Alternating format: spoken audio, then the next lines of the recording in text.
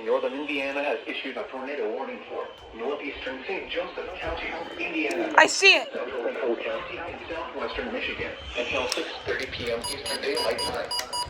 At 5:52 p.m. Eastern Daylight Time, a severe thunderstorm capable of producing a tornado was located over Granger, moving northeast at 15 miles. Holy crap!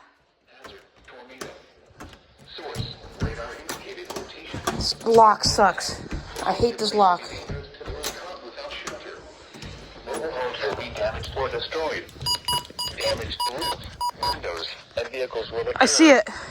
Tree damage is likely.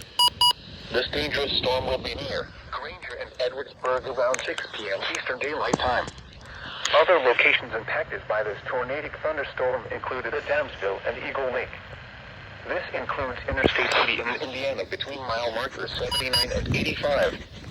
Take cover now. Move to a basement or an interior room on the lowest floor of a sturdy building. Avoid windows. If you are outdoors, in a mobile home, or in a vehicle, move to the closest substantial shelter and protect yourself from flying debris.